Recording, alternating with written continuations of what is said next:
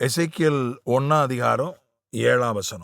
அவைகளுடைய கால்கள் நிமிர்ந்த கால்களாய் இருந்தன. அவைகளுடைய உள்ளங்கால்கள் கன்றுக்குட்டியின் உள்ளங்கால்களுக்கு ஒப்பாய் இருந்தன. அவைகள் துலக்கப்பட்ட வெண்கலத்தின் வர்ணமாய் மின்னிக் கொண்டிருந்தன. மனித சாயலை பற்றி பார்த்தோம். சிங்கம், எருது, கழுகு, மனுஷ முகங்கள் 10 சொல்லப்பட்டிருக்கின்றன. அவைகளோடு கூட சேர்த்து ஒரு கன்றுக்குட்டியும் சொல்லப்பட்டிருக்கிறது. நீங்க வெளிப்படுத்தின விசேஷத்துல பார்த்தா சிங்கம், எருது அல்லது காளை, மனுஷ முகம், கழுகு எல்லாம் அங்கேயும் சொல்லப்பட்டிருக்கு. ஆனால் அங்கே கன்றுக்குட்டி சொல்லப்படலை. வெளிப்படுத்தின விசேஷம் 4வது அதிகாரத்தோடு ஒப்பிட்டு நாம் பார்க்கும்போது அங்கே கன்றுக்குட்டி சொல்லப்படலை. நிமிர்ந்த கால்கள் கன்றுக்குட்டியினுடைய உள்ளங்கால்களுக்கு ஒப்பாயிருந்தன. அவைகள் துலக்கப்பட்ட வெண்கலத்தின் வர்ணமாய் மின்னிக் கொண்டிருந்தன. ரெண்டு விஷயம் இருக்கு. ஒன்று, கன்றுக்குட்டியினுடைய கால்கள் ஆண்டவரை துதிப்பதையும் ஆராதிப்பதையும் குறித்து சொல்லப்பட்டிருக்கிறது. ஆண்டவருடைய பிரசன்னம் இறங்கும் போது எப்படி கன்றுக்குட்டியை போல மலைகள் கன்றுக்குட்டியை போல துள்ளுகின்றன என்று சங்கீதத்தில் நம்ம படிக்கிறோம். ஆண்டவருடைய தேவ பிரசன்னத்தில் துதிப்பதும் ஆடுவதும் பாடுவதும் மகிழ்வதும் அது ஒன்றும் தவறு இல்லை. அது மட்டுமே மகிமை அல்ல. நான் அதைத்தான் வலியுறுத்துகிறேன். ஆடுவது, பாடுவது, குதிப்பது, துதிப்பது, ஆவியிலே விழுவது, மயங்கி விழுவது, இப்போ இது மட்டுமே மகிமை அல்லன்னு தான் சொல்றேன். அதுக்காக இது கூடாதுன்னு சொல்லல. சிலர் சொல்றாங்க அதெல்லாம் கூடாது, நீ சந்தோஷமாலாம் இருக்கக்கூடாது தேவ பிரசன்னத்தில், நீ ஆடவோ பாடவோ கூடாது. பாடினா கூட அதை அழுதுகிட்டே தான் பாடணும், சிலுவை பாட்டாக தான் பாடணும். பாடுனா கூட நீ ஏதோ துக்கமான பாட்டு தான் பாடணும், சந்தோஷமான பாட்டுலாம் பாடக்கூடாது. அப்படி சொல்றவங்க இருக்காங்க.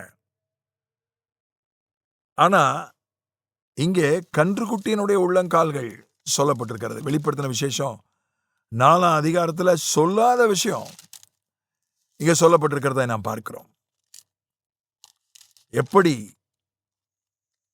114ஆம் சங்கீதம், மலைகளே கடல், 5ஆம் வசனத்திலிருந்து படிக்கிறேன். கடலே நீ விலகி ஓடுகிறதற்கும், யோர்தானே நீ பின்னிட்டு திரும்புகிறதற்கும், மலைகளே நீங்கள் ஆட்டுக்கடாக்களைப் போலவும், குன்றுகளே நீங்கள் ஆட்டுக்குட்டிகளைப் போலவும் துள்ளுகிறதற்கும் உங்களுக்கு என்ன வந்தது? 4ஆம் வசனம், மலைகள் ஆட்டுக்கடாக்களைப் போலவும் குன்றுகள் ஆட்டுக்குட்டிகளைப் போலவும் துள்ளினது. இங்கே சிருஷ்டிகள், அதனாலதான் இது சிருஷ்டி என்கிற அர்த்தத்தை உடைய ஜீவன் என்று இங்கே சொல்லப்பட்டிருக்கிறது. அவைகளெல்லாம் தேவனுடைய பிரசன்னம், தேவ பிரசன்னத்தில் மட்டுமல்ல, தேவ பிள்ளைகள் புறப்பட்டு வரும்போது அவைகளெல்லாம் துள்ளின என்று நாம் பார்க்கிறோம். அதனால அப்படிப்பட்ட வசனங்கள் யாத்திராகமும் 15ஆம் அதிகாரத்திலும் கூட சொல்லப்பட்டிருக்கிறது. அப்படி ஆண்டவருக்கு முன்பதாக அவர்கள் ஆடி பாடினார்கள். சிவந்த சமுத்திரம் 2ஆக பிரிந்து அவர்கள் வந்தபோது ஆடி பாடினதை நாம் பார்க்கிறோம். அதனால அதோடு கூட சேர்ந்து சொல்ல, வெறும் கன்றுக்குட்டியின் கால் மட்டுமல்ல, என்னைக்குமே வசனத்தின் ஒரு பகுதியை எடுத்துக்கிறாங்க. அநேகர் செய்கிற அது அவங்களுக்கு பிடிச்சதா இருக்கலாம், பிடிச்சதை மட்டும் சாப்பிட்டு பிடிக்காததை வைக்கிறது அப்படின்றது ஒன்று இருக்கு. ஆனா கொஞ்சமாவது சாப்பிடணும் இல்லையா? ஒரு உணவில் ஒரு பகுதி நமக்கு பிடிக்குது, ஒரு பகுதி நமக்கு பிடிக்கல, கொஞ்சமாவது நம்ம சாப்பிடணுமே. பிடிச்சதை நிறையா சாப்பிட்டுட்டு பிடிக்காததை கொஞ்சமாவது சாப்பிடணும்ல. அதுல ஒரு பகுதி நம்மை கவருவதில்லை, ஒரு பகுதி நம்மை ரொம்ப கவருகிறது. கன்றுக்குட்டியினுடைய உள்ளங்கால்களுக்கு ஒப்பாயிருந்தன, அதோடு நிற்கவில்லை, அவைகள் துலக்கப்பட்ட வெண்கலத்தின் வண்ணமாய் மின்னிக் கொண்டிருந்தன. கால்கள் கன்றுக்குட்டியை போல துள்ளுகிற கால்களாய் இருப்பது மட்டுமல்ல, அது வெண்கலம் போல மின்னின. வெளிப்படுத்தின விசேஷம் 1 அதிகாரத்துல கிறிஸ்துவனுடைய பாதம் வெண்கலத்துக்கு ஓமானமாக சொல்லப்பட்டிருக்கிறது. ஆண்டவருடைய பாதத்தை போல இருந்தன. இதை நாம் அப்படி சொல்லலாம். வேறு வார்த்தைகளை சொல்வதாக இருந்தால் ஆண்டவருடைய பாதம் அங்கே சொல்லப்படுகிறது. வெளிப்படுத்தல் 1:15 அவருடைய பாதங்கள் உலைக்களத்தில் காய்ந்த பிரகாசமான வெண்கலம் போல் இருந்தது.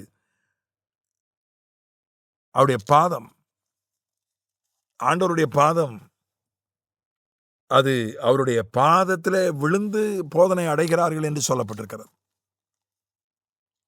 அது போதனைக்கு அடையாளமாக உபாகமம் 33:3 சொல்லப்பட்டிருக்கிறது. ஆண்டவருடைய பாதம் வெண்கலம் போல இருக்கிறது. ஆண்டவருடைய பாதம், அவர்கள் உம்முடைய பாதத்தில் விழுந்து உம்முடைய வார்த்தைகளினால் போதனை அடைவார்கள். 33:3 வார்த்தைகள். ஒரு பக்கத்துல பரவசம், ஒரு பக்கத்துல மகிழ்ச்சி, ஒரு பக்கத்துல ஆடல் பாடல் பரவசம். அதோடு நின்றுவிடக்கூடாது. கன்றுக்குட்டியினுடைய கால்கள் உள்ளங்கால்கள் மட்டுமல்ல, அது வெண்கலம் போல மின்னுகிற கால்கள். வார்த்தைகளும் அங்க இருக்கணும். சிலர் வெறும் வார்த்தை தான், எனக்கு பாட்டுலாம் வேண்டாம், ஏதோ ஒரு பாட்டு ஸ்லோவா பழைய பாட்டா ஒன்று பாடு, மியூசிக்கே வேண்டாம், இசையே கூடாதுன்னு ஒரு கூட்டம் இருக்கு. ஒரு கூட்டம், அப்படி ஒரு பிரிவே இருக்கு கிறிஸ்தவத்துல.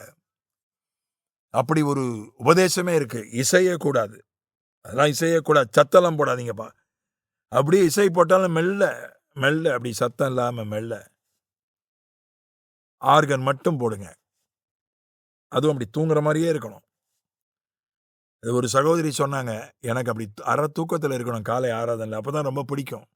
அது அந்த ஆர்கனில் அப்படி அரை தூக்கத்தில் இருந்தால் தான் அது எனக்கு அந்த பிடிச்சமான ஆராதனைன்னாங்க. எனக்கு ரொம்ப ஆச்சரியமா இருந்தது. இந்த சகோதரியினுடைய டேஸ்டே ரொம்ப வித்தியாசமா இருக்கு. நாம் அமைதலாக கேட்க வேண்டிய பாட வேண்டிய பாடல்கள் உண்டு, அவைகள் நல்லது, அது மட்டும் போதாது. வார்த்தைகளுக்கு முக்கியத்துவம் கொடுக்கிறவங்க ஆடலுக்கும் பாடலுக்கும் பரவசத்துக்கும் அதை விட்டுறாங்க. ஆடலுக்கும் பாடலுக்கும் பரவசத்துக்கும் முக்கியத்துவம் கொடுக்குறவங்க வார்த்தையை விட்டுறாங்க. ரெண்டுமே சேர்ந்தது தான் மகிமை. இல்லை, நான் வெறும் வார்த்தை தான், ஆடல் பாடல்லாம் கிடையாது, துதியெல்லாம் கிடையாது, ஆராதனை கிடையாதுன்னா அப்போ அரைகுறை மகிமை தான். இல்லை, நாங்கள் வெறும் ஆடல் பாடல் துதிப்பது குதிப்பது தான், ஆராதிப்பது தான், நாங்கள் வார்த்தைலாம் எங்களுக்கு கிடையாது அப்படின்னா அதுவும் அரைகுறை மகிமை தான். ஆண்டவருடைய மகிமை ரெண்டையுமே கொண்டு வருகிறது. ஆகவே